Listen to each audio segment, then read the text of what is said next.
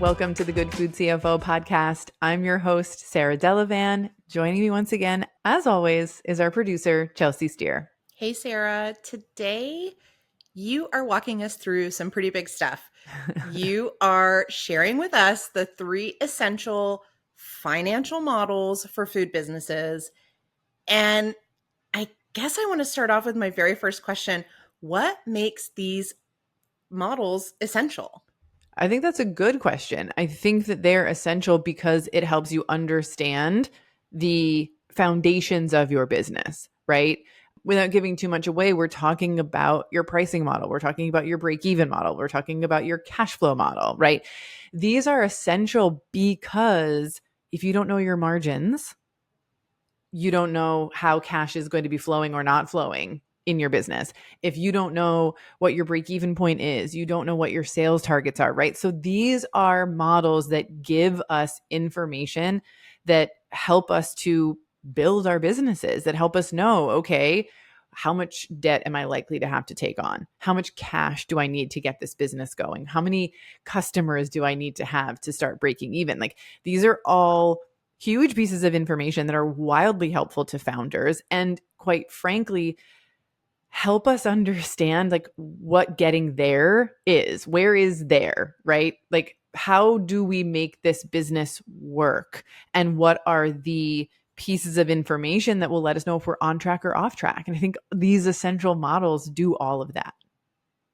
Yeah, and it sounds like from what you're saying, right, is really keying in on what are the decisions that are going to get me where I'm trying to go.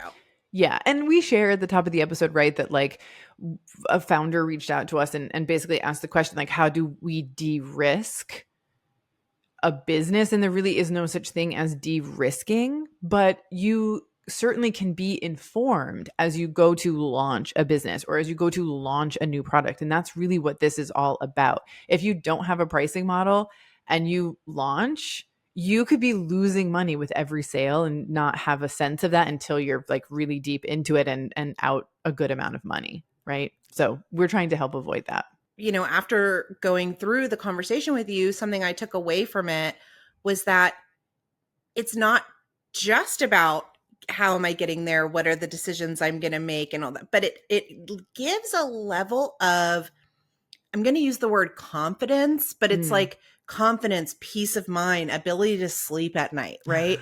Because you have a much clearer picture. Now, we cannot predict everything. Like you said, you cannot de-risk everything, but you can stand firm or feel confident in, I know where things are at.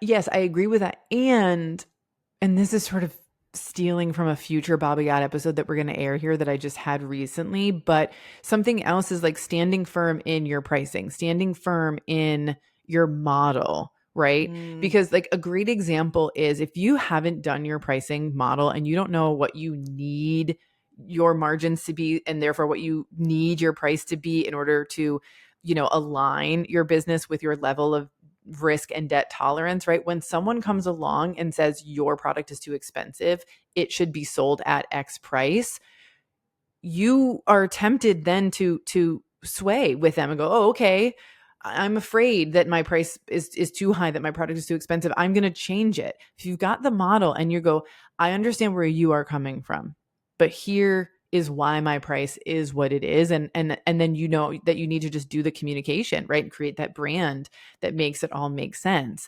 And so I think, yes, it does help you sort of stand firm in many things in your business. I love that.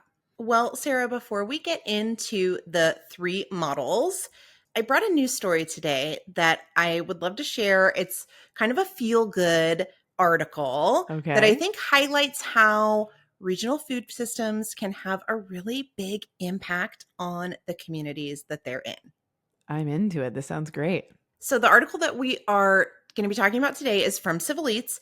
And I don't know if you saw this, but Civil Eats has actually removed their paywall. And so any stories that we've shared from Civil Eats are now free to anyone. So, as always, we'll include the link in the show notes of this episode.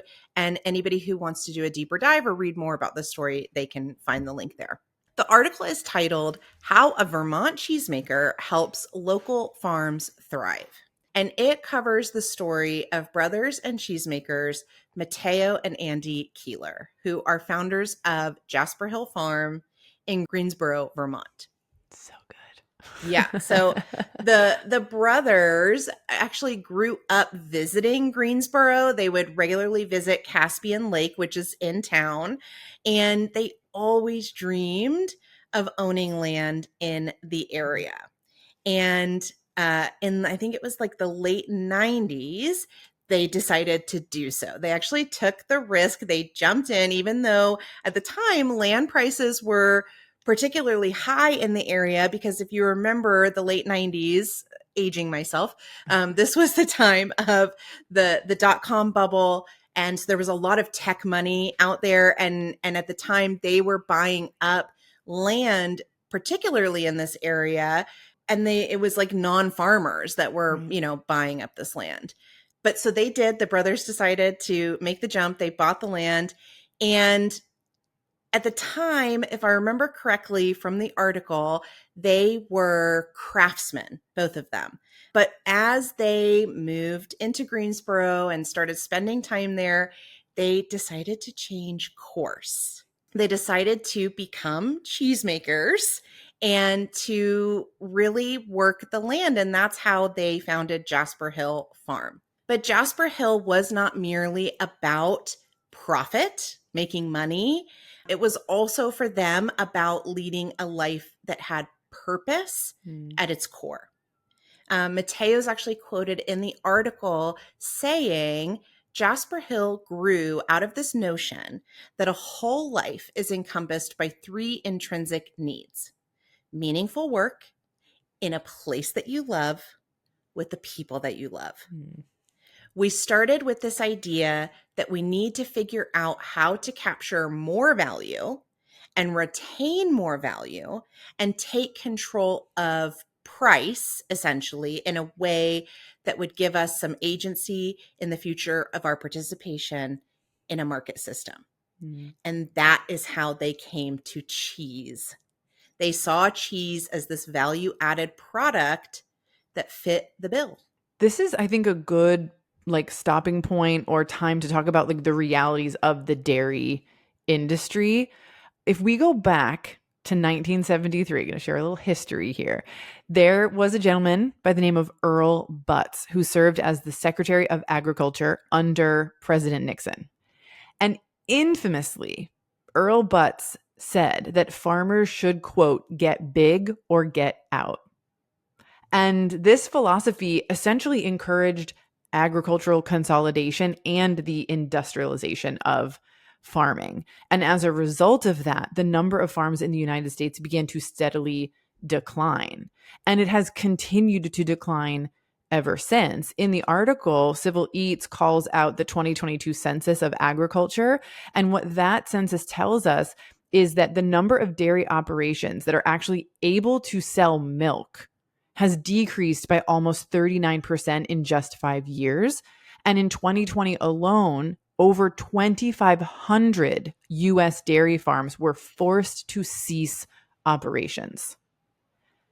So we're seeing a lot of consolidation. We're seeing a lot of the closing of family farms. And a big part of this is the reality that in the commodity market, you don't know what you're going to get paid for the milk that you are selling until after you've already delivered it. And that price can be different every single time you sell milk. So how can farmers be successful in a market like this? It's insanely difficult, especially if you're not willing to consolidate or industrialize to a certain degree. Yeah, and going back to the topic of our main episode today, how can they make any plans? How can Right. they, if they have no idea what the price is? And Yeah. so that brings us back to Jasper Hill, right? Mm-hmm. The brothers actually pay 2 times the global market rate for milk Yeah. to make their cheese. And one of their suppliers is farm Hillside Homestead, Mm-hmm. and their founders have actually shared that the price of milk, let me see if I can get this right. The price of milk has stayed the same since the 80s, Yeah. even though their costs have gone up. Yeah. I think an interesting thing, and I don't have all of the like details and facts like on hand right now, and perhaps it's something we talk about in the future. But when you talk about a commodity market, right, you as the farmer, whether you're selling cherries or grapes or milk, have zero control over the price that you get to sell your product at. There's a Mm. lot that depends on supply and demand, right? And various other factors. And so you grow or produce a product and then you put it to market and then you are told how much you will be paid for that product. And so what this is essentially saying is that since the 1980s, the price of milk that farmers have been getting paid has essentially remained the same. Of course, there's a bit of fluctuation, but it's essentially the same. And if we talk about or think about all of the costs that have increased since 2020 alone, Yeah. and now we're looking back to the 80s. I mean, the struggles of a dairy farmer are just compounding as this conversation goes on, right? Yeah. Yeah, but to bring it back to some positives and back to Jasper Hill and what they're Yeah. doing. So they actually also, not only are they paying that, double the market price Mm-hmm. to their suppliers, but they also are committed to sourcing only within 15 miles of their farm. And what Yeah. that does is it allows 82 cents of every dollar of profit to stay within the state of Vermont. But even further, 62 cents of that dollar are staying in Greensboro itself, which is really making Greensboro one of the most financially rewarding places to be a farmer in the United States right now. It's really interesting. I love how in the article they also share how the brothers track this information and sort of keep an eye on it. It's really cool. Yeah. And the brothers have actually said like they can afford to pay that higher price because they sell cheese at a premium. Mm-hmm. Mateo is actually quoted as saying, "We're building a pipeline to markets where there is disposable income." And it's interesting because some of Jasper Hill's best customers are, if you remember me talking about at the beginning of this story, those same people who were displacing the longtime farmers in Greensboro and that were buying up all that land. But now their money gets to play a part in supporting the community. Right. And so by producing and selling these artisanal cheeses directly to specialty retailers and consumers that are willing to pay that premium, Jasper Hill essentially was able to bypass the global commodity market, which you were just talking about. Yeah. I want to pause here and talk to you about just what you were saying about the fact that Jasper Hill is creating a premium product. This is something that I've talked to a number of good food founders about, something that I struggled with when I had my food business years ago. And that's the idea that you might be creating a product that you can't afford to buy personally, or you're creating a product that people in your immediate community cannot afford to buy.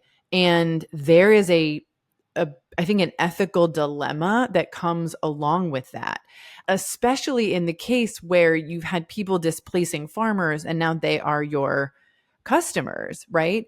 But what we learn from Jasper Hill and in this article is that while the farmers, let's just say, right, or perhaps even the folks at Jasper Hill, if we're using this as an example, might not be the typical consumer of that cheese, there are long tail benefits of Jasper Hill's market position and the fact that they are a premium product. If they weren't selling at a premium, they couldn't afford to pay farmers 2x the commodity rate, right? And if you're not paying the farmers the 2x commodity rate, in order to sell a lower priced non-premium product, how are you benefiting the farmer?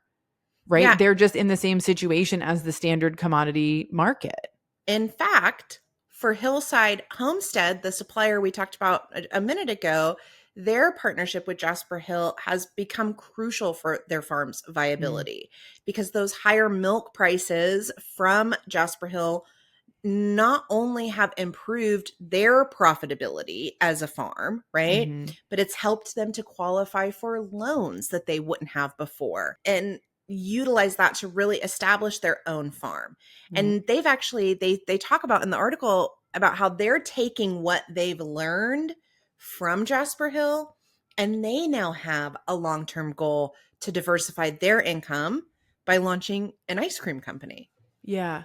I mean, that's amazing. And I'm just sort of sitting here thinking like the reason or the way that we got to what I always refer to as artificially low priced food, despite the fact that retailers are price gouging and, you know, definitely raising prices higher than what they quote unquote need to based on the cost that they're incurring, for eggs and things of that nature. Mhm. We got here by exploiting farmers. We got here by exploiting the land. We got here by doing a number of bad things. And so I think we have to grapple with all the realities of our world in a way, right? And say, okay, what is the path to making things better for everybody? It's imperfect because our world, our industry is so imperfect. But what can we do? What are the positive impacts that we can have, even in this imperfect industry? And I think Jasper Hill and this article is really demonstrating that we can create a premium product. We can pay our producers more. We can, do what we can to improve the lives of the people in our community and in our supply chain. And I think that if we're doing that regionally, throughout our country, like things are just going to get better and better. And the imperfectness of our industry and our world, will start to change a little bit. The more people that are employed that are not being taken advantage of, that have better working conditions, that can actually perhaps afford a home and to not work multiple jobs and on and on and on. And to what you're speaking about, I think one of the things that has really allowed Jasper Hill to do that, right, is not prioritizing rapid growth, maximum profit, but really strategizing like horizontal growth Yeah. that allows them to grow at their own pace, to maintain their identity, and to support those around them. Absolutely. And I think if we go back to what Earl Butz said, get big or get out, that mentality still exists in our Mhm. food industry today. I mean, that is what we see touted, right? On like, oh, you're a CPG brand, you got to get big and you got to get big fast, right? But in order to do that, consolidation and industrialization occur, right? It occurred in farming, it occurred in processed food, and it continues to occur. And so if we're trying to do something differently, if we're trying to create an impact, I think we have to do the opposite of that. And Yeah. I think we talk about that often here, but this is just a moment where we can go, here's why. If we don't want to perpetuate consolidation and industrialization, and we want to have more businesses like Jasper Hill, more communities like Greensboro, Vermont, we have to go, okay, not get big or get out. Yeah. And I think also not only should we strive for this, but it's possible. Yes. Yes. It's possible. All right. Well, thank you for joining me for that story. I told you it would be Yeah. heartwarming and feel good. And really energizing. And I think confirming of why we do what we do, why so many of our listeners do what they do as well. And so thank you on many levels for bringing that article to the podcast today, Chelsea. It was Yes. wonderful. I love that. So why don't we take that energy right into our three essential financial models?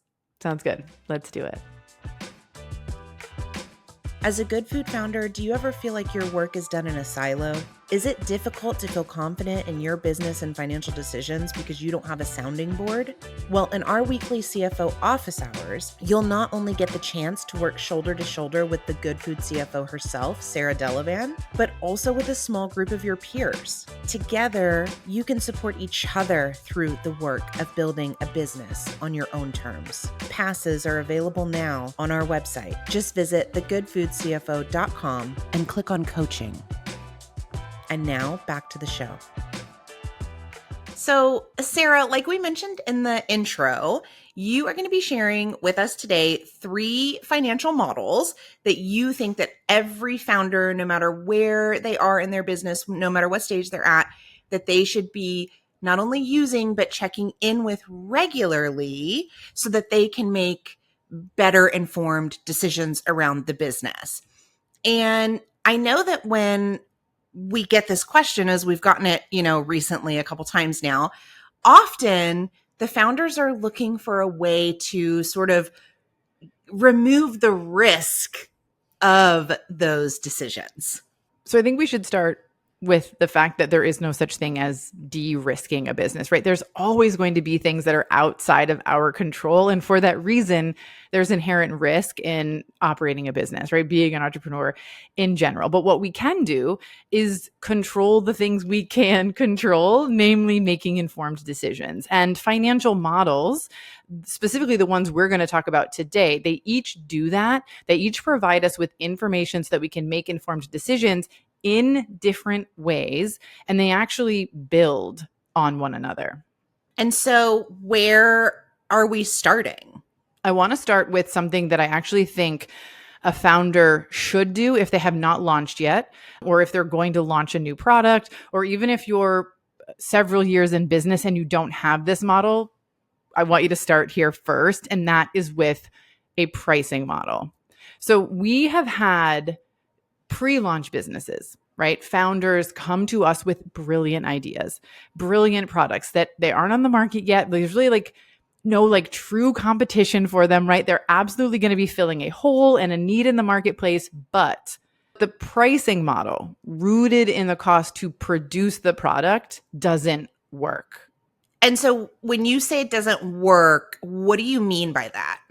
Essentially, what I'm saying is that the price is too high for the market, right? This product is expensive to produce. And in order to get the margins that the business would need to be successful, right? Or that fall into sort of what we like to refer to as good margins around here, the price would be way too high for the market to bear. Very few people, or perhaps no one, would buy the product. Or if we were to reach a sellable premium price for the product, the margin isn't large enough for how the founder maybe wants to grow the business or deliver the product. Here's an example of that. Particularly with a frozen product, not a lot of founders want to ship frozen product D2C. So if you've got something that's frozen, which is really popular in the good food space, right? Because it's no preservatives, it's all natural, no fillers. It's expensive to ship D2C. It may be more cost effective to ship in large quantities to a retailer. And so through retail is how the founder ideally wants to sell this product. But if the margins in the retail channel are too low, right? They're not high enough to make this a sustainable business, then it doesn't make sense to launch the product. And so what you have to do is if you build out your pricing model and you realize this is not going to work, I either need to find a way to make this product, less expensive to physically produce, or I need to find some, ingredient alternatives, whatever it might be. It's important to know that before you launch and take the time to sort that out, rework the pricing model, and then launch. And I think you make a really good point, Sarah, about looking at, is there a way to make this product more cost effective, right? In the way that you're making it. And I think that a really important thing for founders to think about there is at what cost. And I say cost in terms of quality or type of ingredient, and really be able to say, if there isn't a way to make the product the way they want to make the product aligned with their values and sell it at the price that they would need to sell it and that people would actually pay that price, no matter how amazing the product is, it's probably not going to work, right? Yeah. I mean, that echoes back to my conversation with John Haskell, right? In, I think it was episode 117.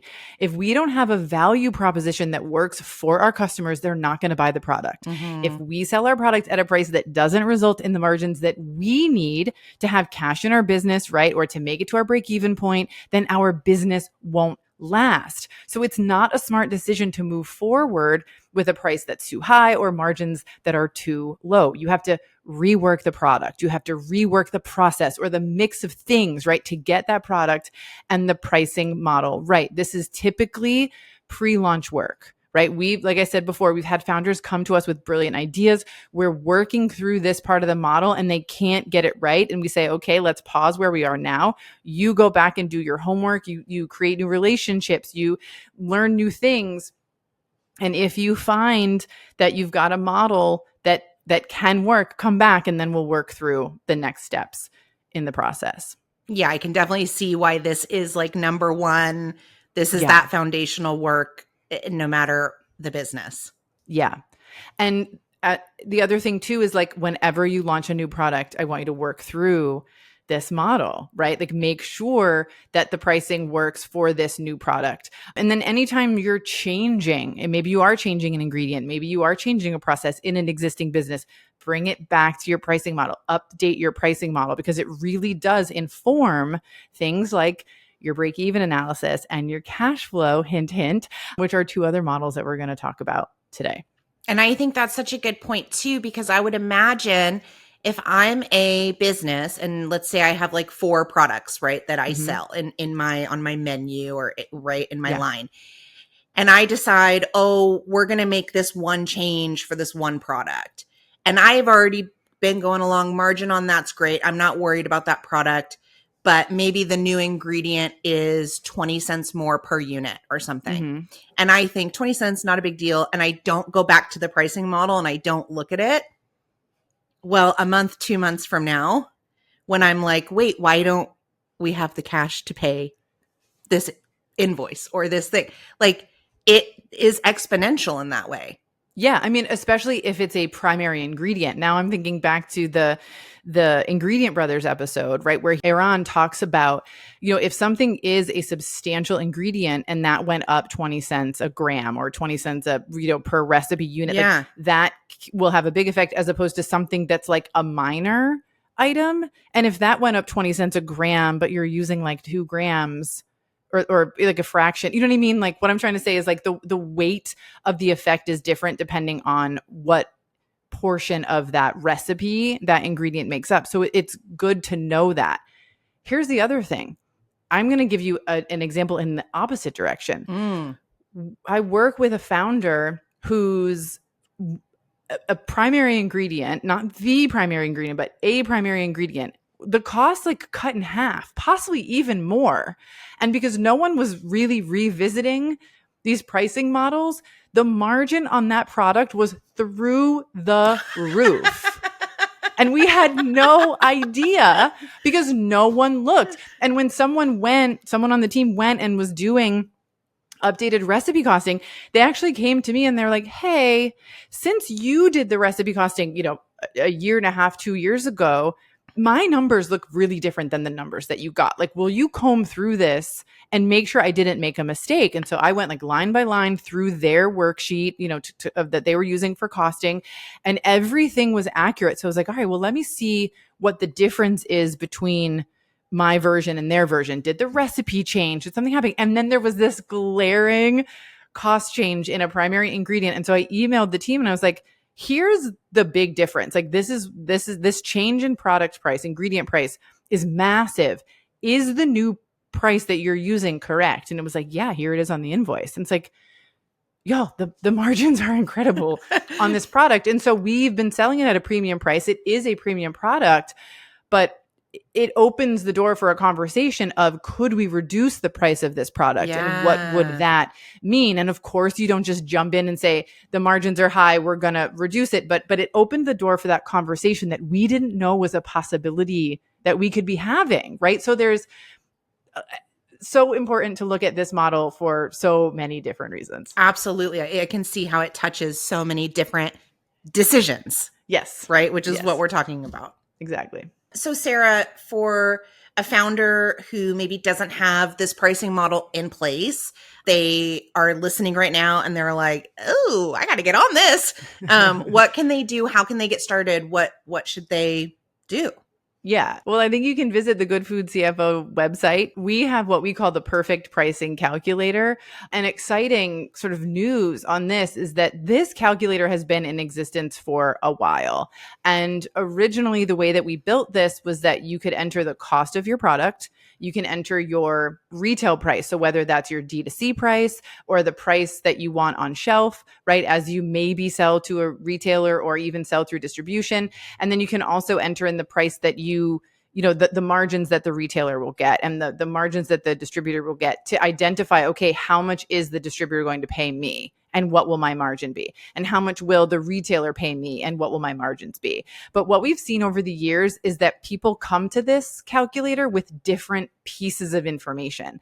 So someone might come to this calculator and go, well, I don't know what the distributor's margin is exactly, but I know that I want to sell my product for $4 to the distributor and I want to sell it on the retail shelf for 8, right? And so what would that make the margins for the distributor and the retailer? Maybe they know that the retailer wants a 50% margin and they know that the distributor wants to be paid for 50 for the product. Well, then what is that going to make my shelf price? Like, is that going to change? Or will I be able to, get the distributor and the retailer to agree to terms that get my product on the shelf where I want it to be, right? There's all of these different pieces of info that people have. And so we've updated the perfect pricing calculator. So now when founders come to it, they can enter whatever pieces of info they have and get the information that they are seeking. Previously, you kind of had to do some guessing, like, well, what if I sold it at this price? Or what if I, change the margin to this? And now, like, we've taken away that sort of extra work and made the tool more flexible for people. So a really exciting thing is that if you purchase the perfect pricing calculator in the past, while we cannot update like your version directly, you can go back to the website, log in and just click on the link and you'll get the updated version of the perfect pricing calculator. And then you can just copy and paste your information in there. So you'll have the latest version. So I'm really excited about this because it's, I think, something that I should have done a long time ago. And I too have used this tool in like many different ways. And so I'm excited that it's available for everybody. Yeah, now. I love that. That's really awesome. And again, I mean, even just while you were talking about that, I was like, oh yeah, what a great negotiation tool. Yeah. Oh yeah, what a great decision. Like when we're talking about decisions, right? I am seeing all the use cases here. Well, that's a really good point that you bring up because the pricing model is not just about what is the standard price of my product, right? You're going to have conversations with distributors where they want something specific or a retailer where they want a particular margin that another store doesn't necessarily want, right? I've got an office hours member who's got the retailer margins on her product are 30%. That's not going to exist across the board. That's a really great margin for her business, right? Some retailers are going to want 40, 50%. So as she goes into those conversations, she can come to the perfect pricing calculator and go, all right, well, what if the retailer does want 50%? How much does that lower what they're paying me? Or how much does that increase the price of my product on shelf? And is that going to work? Exactly. Yeah. So great point about bringing up the negotiations, promos, all of that kind of stuff you can bring back to what is essentially a pricing model, but we just call it the perfect pricing calculator. That's awesome. So we're starting here with our pricing model using this perfect pricing calculator. Yep. Once we have that, and again, right, this is going to happen multiple times over a business, but in this one scenario, right, I'm trying to figure out, okay, I've got this product, I'm ready to go to market with it. I got the pricing where I want it. I know it's viable. What's the next step? The next step that I recommend is identifying your break-even point or doing what's called a break-even analysis. So this is essentially answering the question, how many units of my product do I need to sell to break even? And when you know your break even number, you then essentially know your profitability number as well, right? It's essentially like one more unit in theory above break even would be profitability. Okay. And I want to take a minute and talk about why this is important, right? Because every model should have a purpose. And as I said before, these three build on each other as well, right? So if you think back to some of the margin episodes and conversations that we've had, we talk about the fact that when we start a business, it has no money, right? And we need to find money and put it into the account so that that business can buy things. And typically the business is going to spend a lot of money before it makes money, like full stop, right? Like sometimes tens of thousands of dollars, sometimes hundreds of dollars, depending on how you go about starting your business.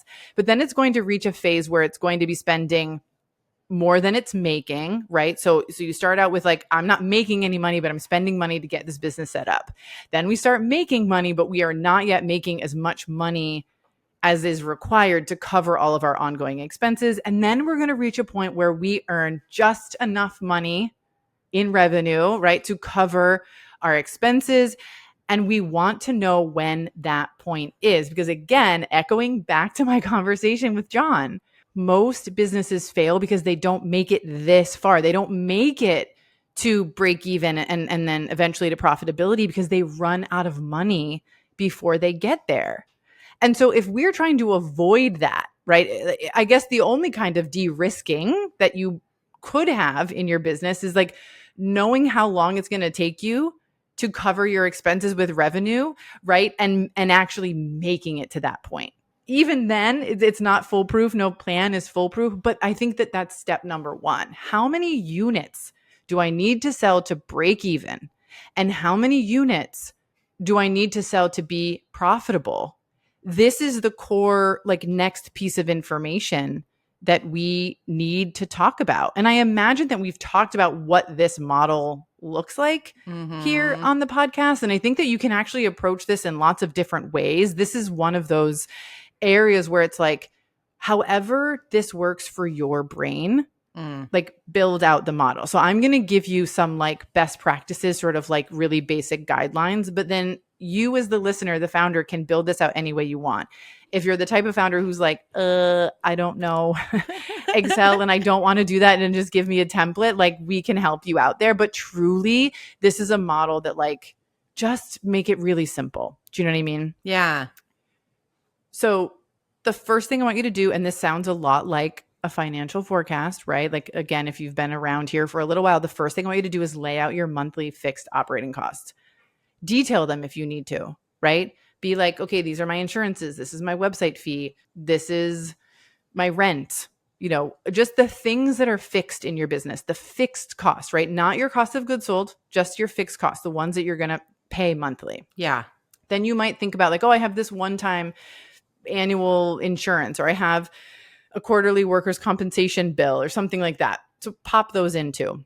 If you want to keep this really simple, you just kind of want to have like a monthly average number. So I would go with your highest month, right? So if there's a month where like some annual bills hit, like maybe in March, you've got an $800 LLC fee and you've got all of your other expenses, use March as like the monthly numbers that you're using in this model, right?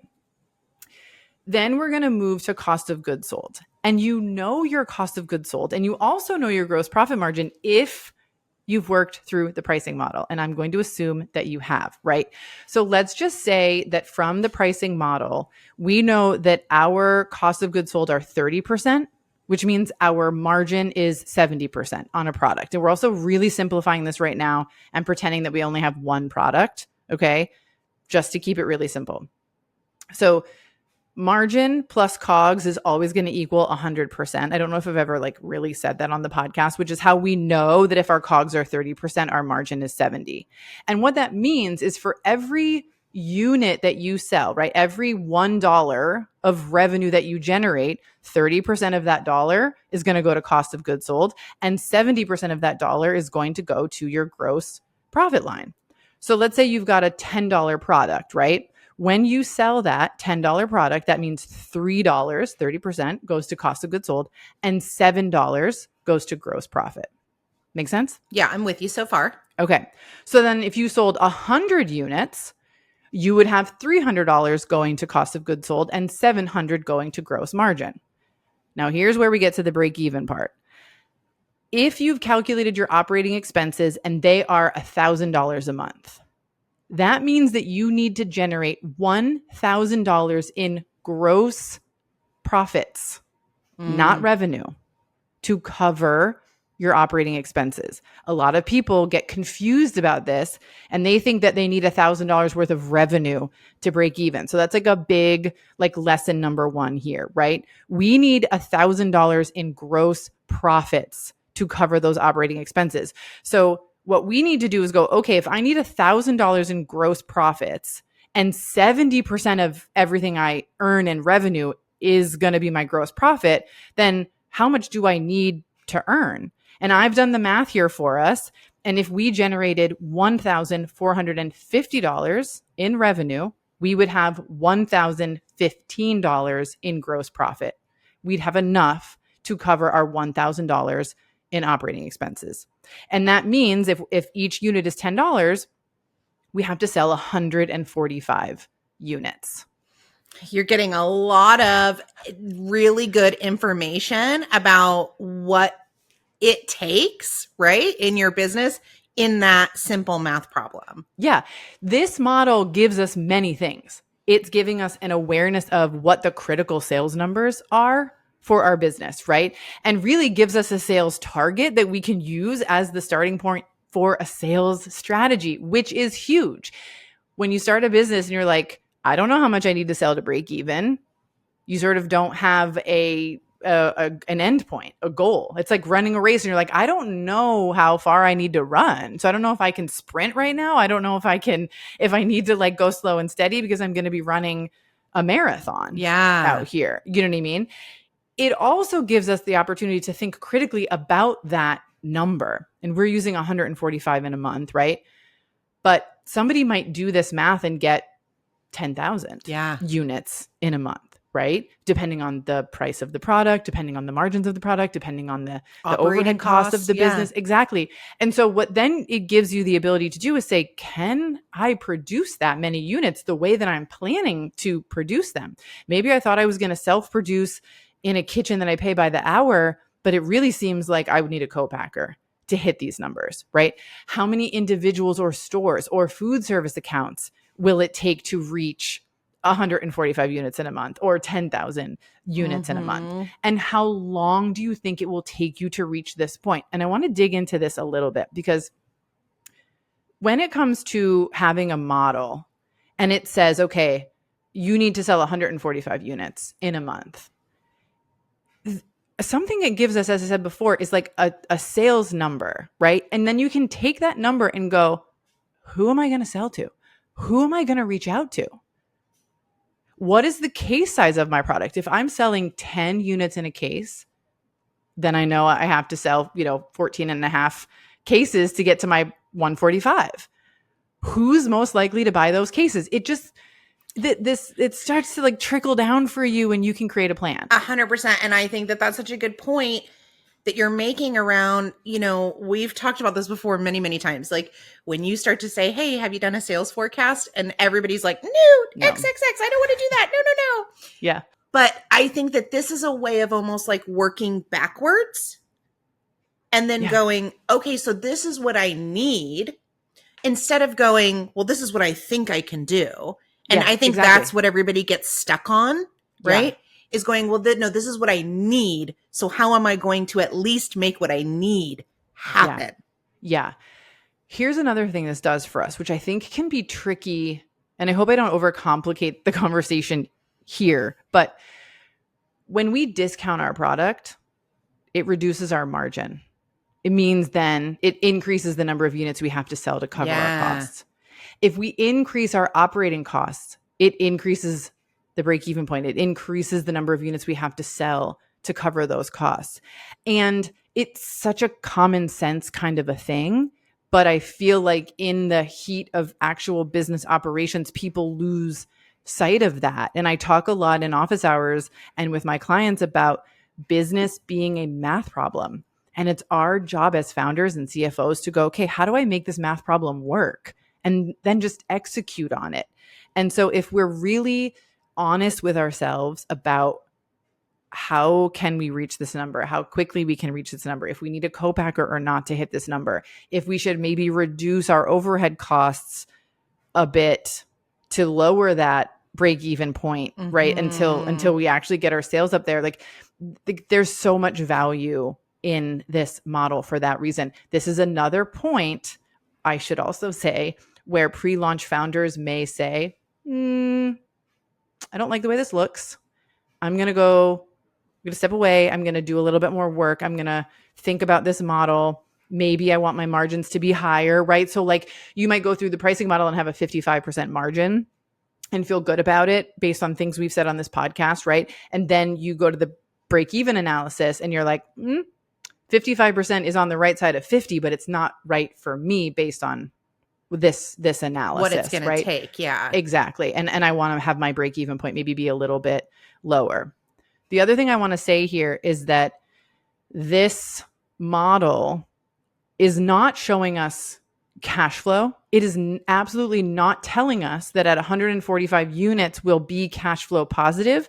It is also not taking into account where the money is coming from to produce more product, right? Okay, so this is something I actually want to stop you here because I think this is something that I know I kind of like get caught up on sometimes, and I know there are founders out there listening that have gotten caught up on this as well.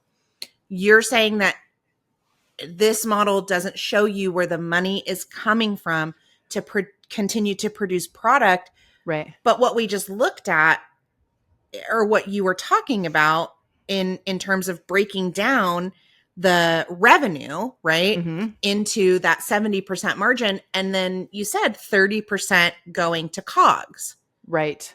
So if I have that 30%, that $3, right, as we said, going, is that not the money to produce my next round of product?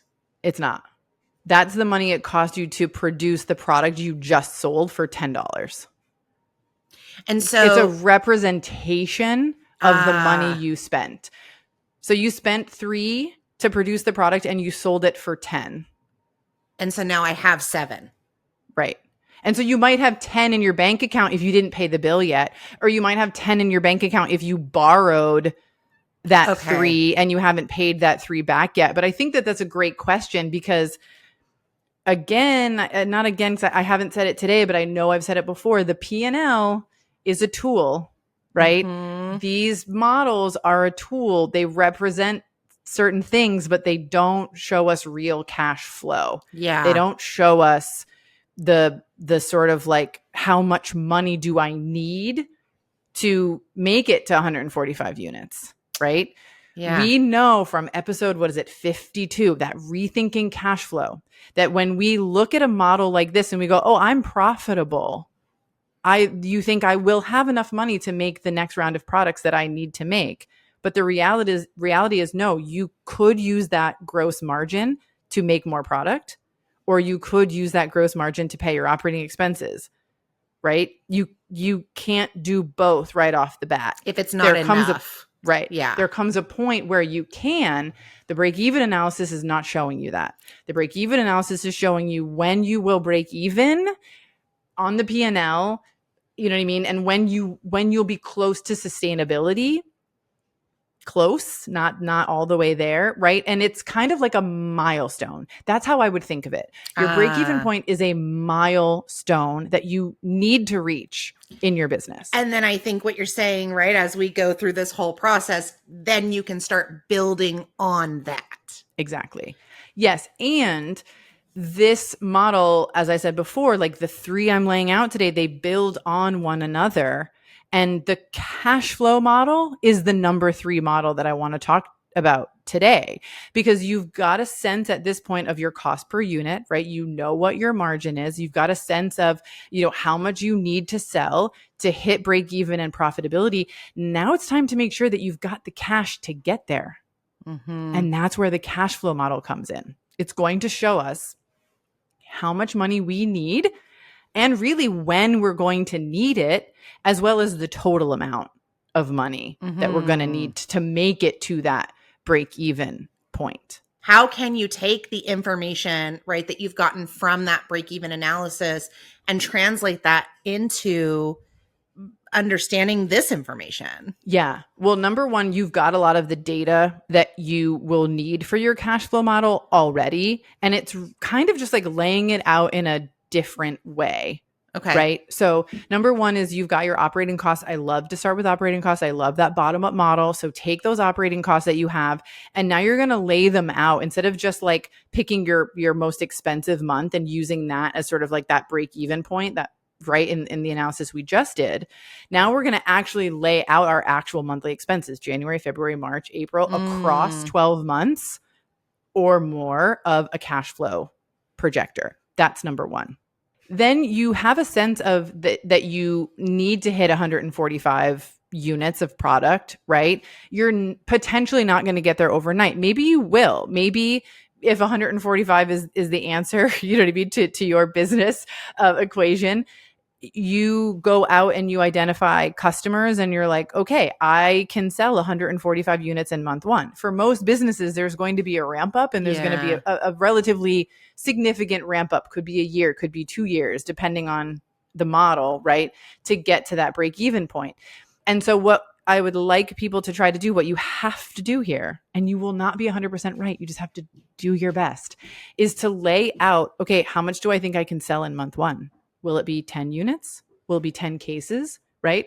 Pop that in. What is the revenue from that? Okay. And you can lay out your revenue. Okay, this is what I think my growth will look like until I hit or exceed that 145 units. So that's operating expense information we had from before. It's a target, unit sales number we have. And now we're just kind of getting more detailed about it. We're making our best guesses. The other way you might approach this is to say, what does it look like if I hit my target 145 units in 6 months? Mm-hmm. Right? Or like, how much would I have to sell every single month? Or what if I tried to get there in 12 months? What would that look like every single month? Like, you can approach this even with like here's what I would like to do. And what would that look like in reality? Exactly. Yeah. And I actually like that approach as a phase one approach because we want to see cash flow. And sometimes we think fast growth is a great thing, but it can actually be more expensive. And so kind of playing around with that number can be really helpful and really insightful. The thing we don't have from the models that we've built so far is how much we're actually spending for our inputs. So like our ingredients, our packaging, right? In the time frame we're actually going to buy it. So when we're looking at the pricing model and when we're looking at the break even model and why they don't represent cash flow is because we're using a product margin. And the assumption there is that we buy exactly what we need to turn it into a product and then we sell that product right away. Yeah, you're looking at a per unit cost. Exactly. Yeah. But in reality, we might be buying 100 units worth of product and packaging at a time, 1,000 units of product, 10,000, right? It's again going to be different based on your business. Maybe you're doing co-packer runs and they have a minimum of 5,000. Mm-hmm. So you're going to do a 5,000 unit run and you're going to have all of those costs hitting. And we're just going to say in January. And then your sales projection is like, well, I think I'm going to sell 10 cases in February. And I think I'm going to sell another 10 and then another 10. And then then those people will be ready for a repurchase. Right. And so you're mapping that out. And what that allows us to say is, okay, I need, making up numbers here, I need 10 grand to produce these 5,000 units. And I need that upfront. And then I'm going to need cash for my operating expenses. And all the while I'm not generating quite enough revenue to have a break-even month. And so the amount of quote unquote negative cash flow, right? If we add up that negative cash flow, that's going to show us the total amount of money that will need to be invested in the business to get us to probably break even and beyond. Because again, even at break even, and especially depending on how we're producing our product, we're going to have these like moments of really big spend. Yeah. Right? I mean, even what you're saying now is just going back to the last section where we were talking about break even, is making that idea that 30% COGS is just a representation even more clear. Yeah. Right? Yeah. Because you're right. I've already paid for 2,000 units. Mm-hmm. Exactly. Exactly. And Ah. and so what I think, so then when we tie all of these things together, like I said, they build on each other. I think if you sit down and you try to do a cash flow projection first, it could be overwhelming. You also don't your margins are important because that informs how are you going to sell and where are you going to sell and is the value proposition right? Like they each sort of do different things, but I think the cash flow can be a culmination of all of that, and that sort of final test of how long will it take or how long do I have, right? How much money do I have to go X number of months before I run out, right? It makes that sales target number even more concrete, Yeah. right? And like even more helpful. And again, I love to build multiple models. So I'm going to build one that says I'm going to reach my sales target in a year. And then I'm going to build one that says I'm going to reach my sales target in 2 years, depending on, how big that target number is. And I'm going to see what the effects of that are on my cash flow. Because again, if we're growing like very quickly, we're buying more and more product more quickly.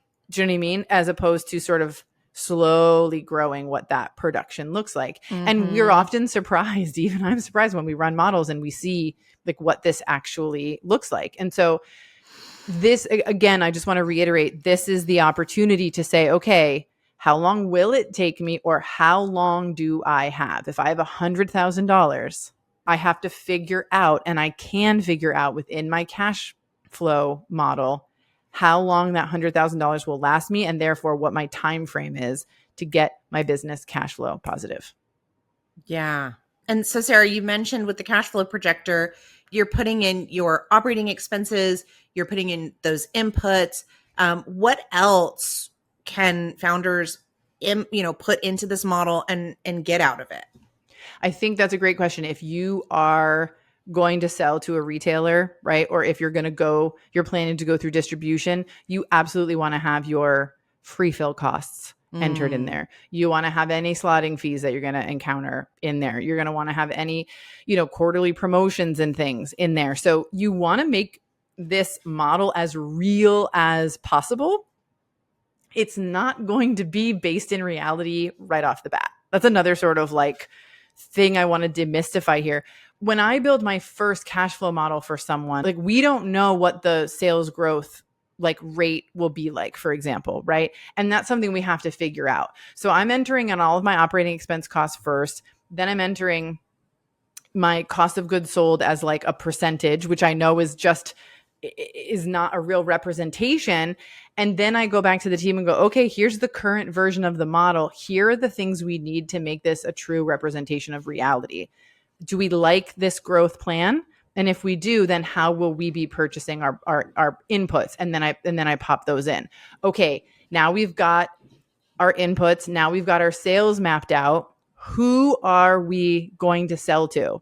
And when they come to me and they say, okay, we're going to sell to Whole Foods, or we're going to sell to REI, or we're going to sell to, UNFI, whoever it is, or we're going to sell direct to consumer. Okay, then we're putting in, maybe we're doing online marketing and ad spend in the budget for D2C. We're definitely putting in some shipping costs for D2C. Mm-hmm. If we're doing the retail stuff, then we're going, okay, we want to onboard with these customers in these timeframes. These are the associated free fills and promotions. So you really like start to dial it in. So in the beginning, you have a general plan and an assumption, but it's still going to give you valuable information. And then you hone and hone and hone and make informed decisions with it as you go. I love that. I love the idea of, yeah, this is not a model that you're going to build out and go, here's the plan. This Yeah. is what everybody stick to this. But Yeah. this is the starting point. And then as we go, we're going to check and we're going to adjust. And I love the idea of having this like living, breathing model, especially as you kind of talked about there, when, yeah, you've done all of this work, you found your break even point. Maybe you're even working towards that break even point, or you're almost there. You're starting to look ahead to what does the cash flow look like now that Yeah. it's turning positive. And then from there, you're probably thinking, All right, now how can we grow this? Or how do we then stabilize after we Yeah. hit that point? You know what I mean? Like, we use our sort of basic cash flow model a lot for this work, and we're actually have been behind the scenes beta testing something that we're currently calling the growth planner. And I want to mention this because I think it will shed light on like the process, right? Mm-hmm. I'm a CFO. I do not create a forecast or a model and assume it's the finished version. And this might sound cheesy, but I often think of myself as like a writer or like a creative person who's going, okay, this is my first draft. This is my first draft. And in business, I need collaboration. And it might be just collaboration from the founder. It might be collaboration from the founder and the salesperson on the team or the broker or, you know, whomever is involved in the various parts of the business. And so this growth planner, we've used it now for, I want to say like 5 different clients, and we're sort of beta testing it with some of our office hours people. So if you're interested, join us in office hours while we're beta testing it. I don't know how long it will be there. It's a very customized model. But for a client, I built 10 different scenarios. Oh, And wow. what that means is that like the operating expenses were all the same, right? The product costs were the same because we know what the cost of the product is. And essentially we were looking at, okay, growth through distribution. At least that's what we thought we were doing, right? So I built models that were like very aggressive growth, very slow growth, you know, growth to 5,000 stores, growth to 2,000 stores, just various things that were like we wanted to consider as possibilities. And then we took that model to the advisory team. So there was an investor there. There was a sales expert there. The ops person was there, right? And I love this kind of collaboration, but it can also just be the founder where you Mm-hmm. sit down and you go, okay, here are the models that we have built. And what I usually do is go, what are your thoughts and what is your feedback? Yeah. And because I want to know, like, are people scared by these numbers? Are they encouraged by these numbers? Like, you know, you can see very clearly what that future investment is going to be or what the investment need is going to be like across all of the different models. And I was really fascinated, like out of those 10 in a 1-hour conversation, it was unanimously decided that we're going to set a low, like a much lower 5-year sales target, store target than what our biggest models were. It was much closer to our smaller models. And we were also going to do some slower month over month growth. You know, without going into details, we had, you know, models that were, you know, 100 stores a month, or you just kind of like, you know, very, very kind of aggressive, right? And consistent monthly growth and stuff like that. And it was really cool to see a group of people come together and like the investor and the founder kind of be like, that's a very expensive version of growing a business. Mm-hmm. Let's do a more moderate one. And okay, now based on these numbers, when we thought we were going to go all in on distribution, we actually think we should split our focus between distribution and D2C. And so it gives you the ability to make informed decisions. And I would even go a step further, Sarah, beyond saying informed decisions. I think something that it makes very clear to a team, to a founder, right, is that you have choice. Yes. You have agency. Yeah. You get to decide the path forward. Yeah. And someone in your world might be saying, you got to grow this thing. You got to get into these stores. And you're like, oh, okay, I need to do that. And then you lay out the numbers, or your CFO lays out your numbers, and you're like, oh my God, that would cost us $1.5 million over the next 2 years. That doesn't align with that doesn't align with my risk tolerance, or my investors like, no, you know, yeah, we're not going to be able to give you that much more. So then you go, okay, then what is the model that makes sense for us? And here's the thing, in this case, we had a model that was like, I think it was like $1.8 million of additional funding that was needed. And like the break even point, you could see that at a certain month. You could see profitability. You could see over the full 5 years, like how much cash you would have in the bank according to this model, right? Mm-hmm. We got it down This is crazy. I think we got it down to an investment of like $250,000, like additional investment for them of 250 on like the low end. And of course, like we're still putting things into the model and like adjusting and fine tuning that model. But our starting point was 1.8 million needed. And now we're at like 250, and they'll probably ask for 5 or something, right? Because there are things you can't control. It's not an exact thing, right? It's a model, but that's quite a difference. And so like, as you're saying, like you can look at the information and go, nope, I don't want that. And the cool thing about this, like kind of just thinking back through this episode, is you get to do that with every one of these models. Yeah. Right. And when you start with the quote unquote easy one, which is the pricing model, it doesn't take a lot of time. It takes time and effort, but it's the least involved model to build out, to go yes or no. Do I want to move forward on this path, or do I want to stop? Do I want to spend more time here before I move forward? Yeah. And then if you decide to move forward, you can do the same thing. What is that break even point? What does that mean for me?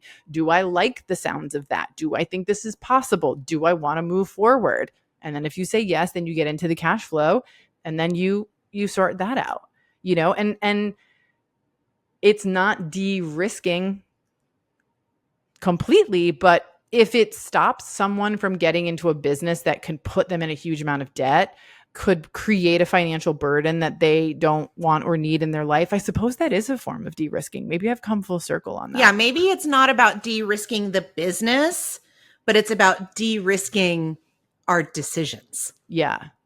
I think I'm comfortable with that. Okay. I do want to shout out, as you've talked about this cash flow model. Yeah. We do have a cash flow projector as well on the Good Food CFO website that is going to be kind of that first step, right, in getting into your cash flow. And then, as you mentioned, the growth planner that's a little bit more complex, a little bit longer term.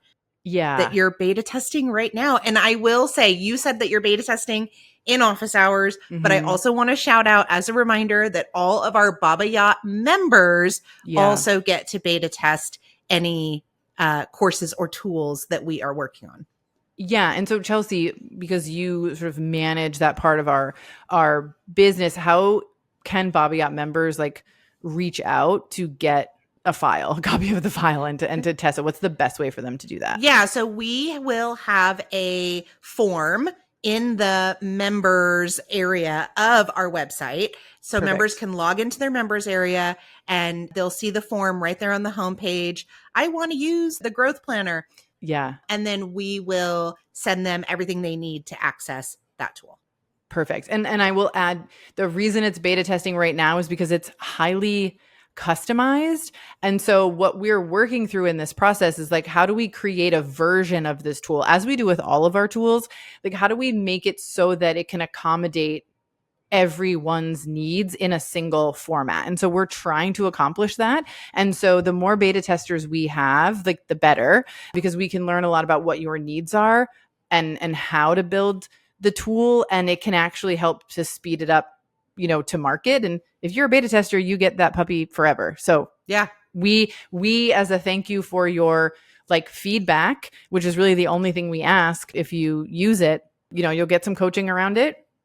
You give us feedback and you get the value and the ability to use it for the life of your business. So I think it's a win-win. To learn more about any of the tools mentioned in this episode, visit our website at thegoodfoodcfo.com and click on courses. And if you're a Baba Yacht member and you'd like to beta test the growth planner, visit the membership homepage to sign up today. Thank you for joining us here today. If you enjoyed this episode or found it helpful or inspiring in any way, please share it with your founder friends on social and rate and review the podcast wherever you listen. It's the #1 way to help good food founders find the show. We'll be back with a brand new episode next week.